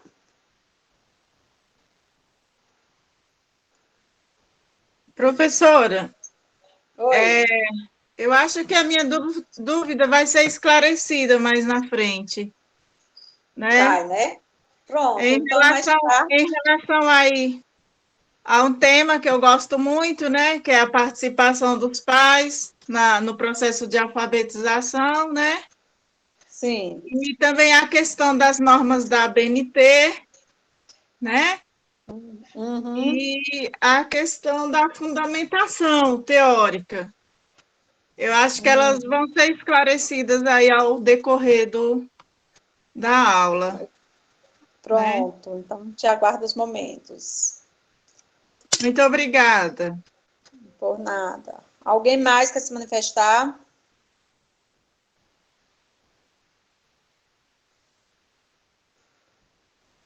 Alguém mais quer se manifestar? Vamos, gente. Vocês precisam dizer se entenderam, o que é que não ficou bem claro. Claro que uma aula só, um pouco tempo, é ruim para vocês, é ruim para o professor. É diferente daquela aula que você pega um dia inteiro, que você discute. Mas, mesmo assim, se a forma que nós temos de trabalhar hoje é essa, vamos usar da melhor forma. Professora, eu acredito que as dúvidas vão surgirem de acordo com o desenvolver do projeto. Aí sim. Com certeza. A gente sabe que é um momento que vocês vão precisar mais de que dessa explicação desse momento. Porque aqui está dizendo de que forma você pesquisar, mas na prática a gente sabe que é diferente, né? Na prática você vai ter que fazer as leituras, você vai ter que construir, você vai ter que saber elaborar os seus objetivos, mas nada que vocês não deem conta. Vocês vão tirar de letras. Tudo muito Eu simples. acredito que vai ser de acordo com o desenvolver do projeto. Por enquanto está todo mundo só escutando, mas depois vamos estar tirando as. Beleza. A gente vai ver as questões das fases Lady, Oi? depois ela vai cansar de tanta dúvida. Ela vai ver toda dúvida. Ela Aí vai, depois ela não vai nem perguntar assim, quem tem dúvida. Ela vai ficar vai tão não. cheia de tantas dúvidas que ela Vai dar conta de Só responder. começar a Vocês vão... montar o projeto em si, né? Começar a fazer explanar o projeto, que as dúvidas vão aparecer. Pronto. Eu vou, tá assim, bem dito. por mais que assim, o tempo seja limitado para cada aluno, eu gosto de deixar, quando for depois deixar o meu contato, deixar o meu e-mail. Não vou dizer para vocês que eu vou estar à disposição o dia todo, porque a gente sabe que todo mundo tem as suas atividades, mas eu vou procurar ajudá-los da melhor forma. Está combinado?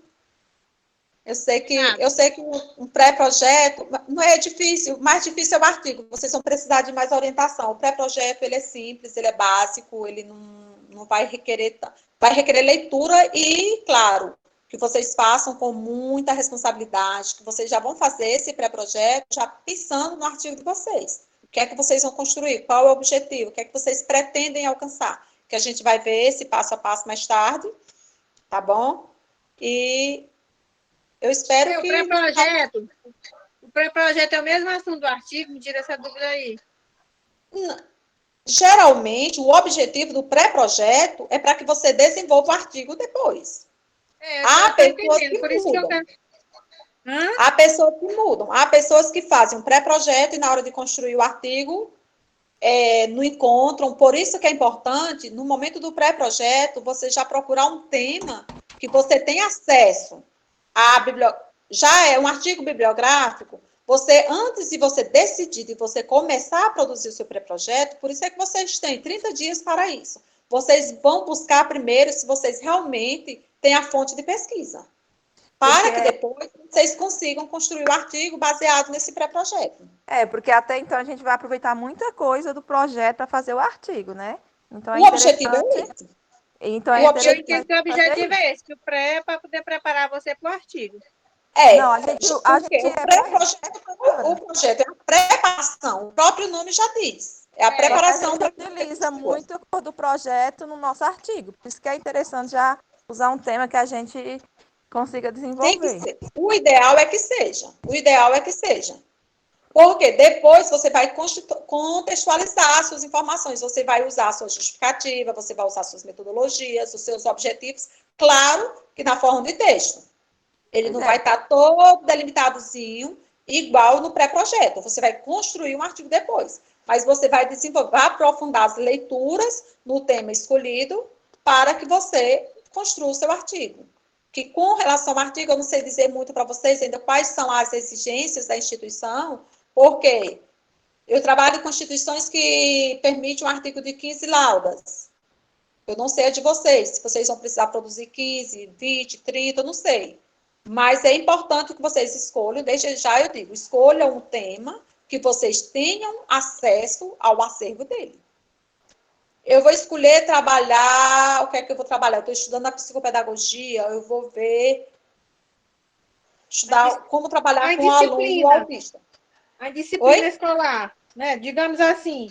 Sim, aí você tem que saber se você tem fontes, porque você Certo. precisa de uma referência.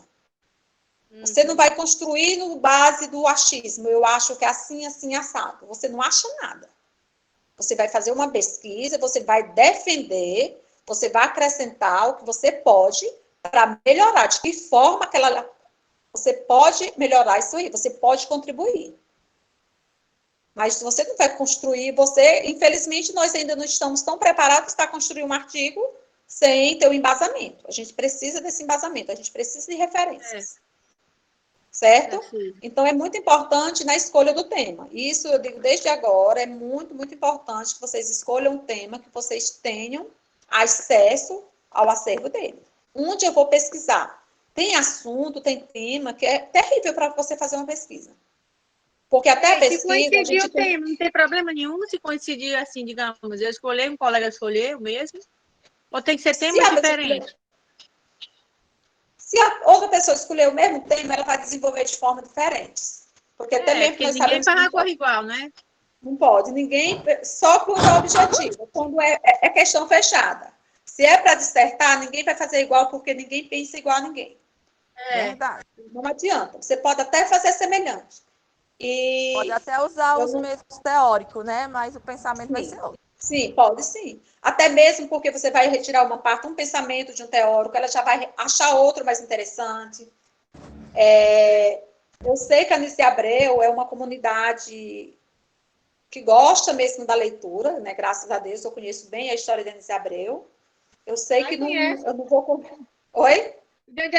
E você, de onde é?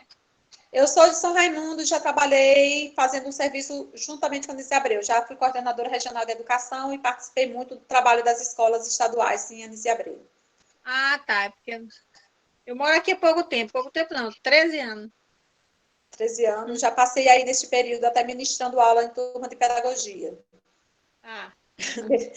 Esses tempos para cá, já passei por aí. Tanto na rede estadual, quanto numa instituição que ofertava cursos de pedagogia em Anice Abreu. Então, gente, é importante isso, muito, muito importante essa escolha, tá certo?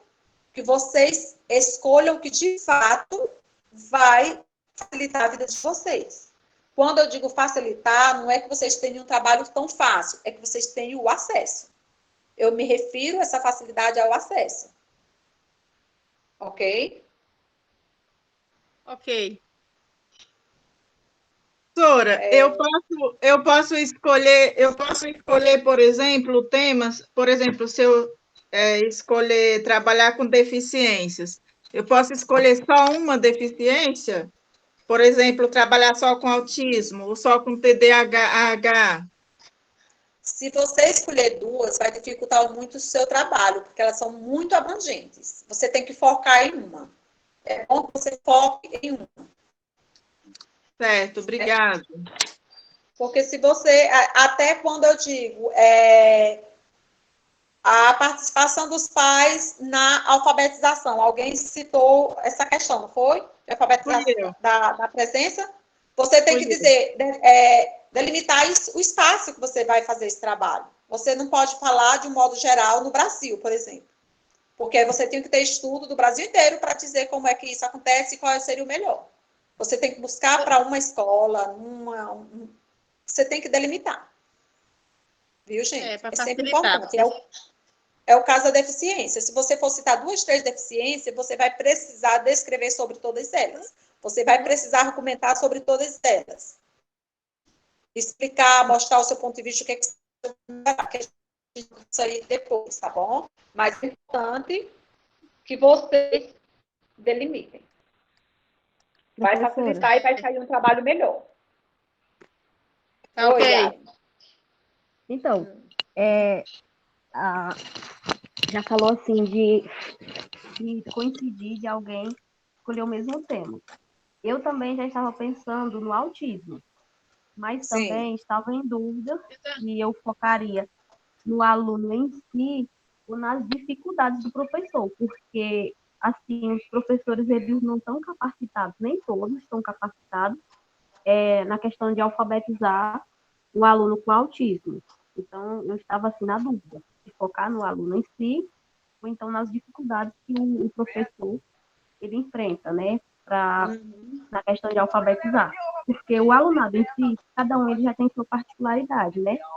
E Sim. aí, uma sala de aula, cada um com sua particularidade e ainda o aluno com autismo. Realmente.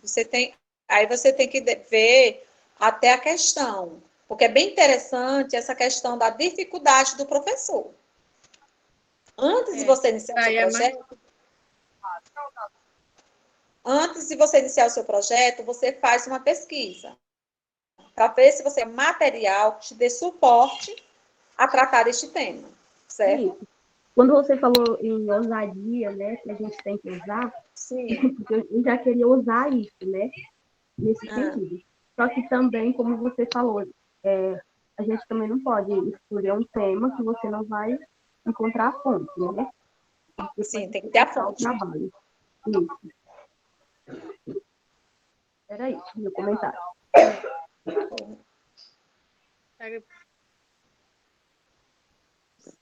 Mais alguém querendo falar?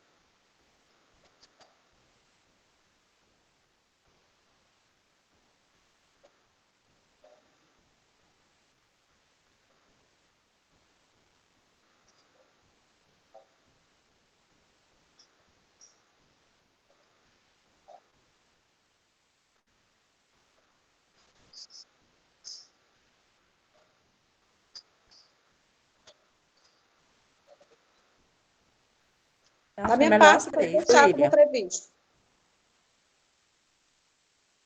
Eu prefiro às 15 horas. Eu também prefiro às 3, né? O previsto.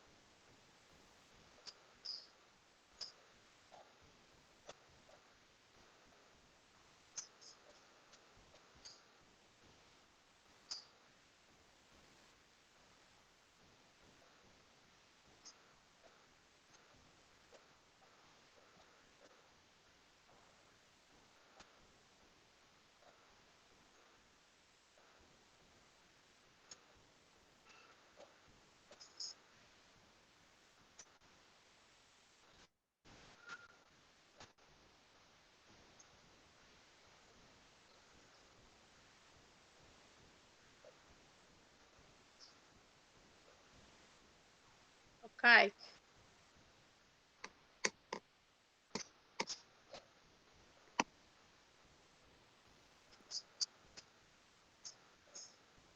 Obrigada. Certo. Ok. Pois tchau, professora. Até às 15 horas. Tchau, tchau. Até lá. Certo, até lá. Eu tenho uma amigona que é sua xará, Louraci. Tem? Ela, Eita, ela tem mora lá outra, no não sei Bom muita, Jesus não. do Grugué. Eita, Gente boa. pronto. Louraci. Pois tchau.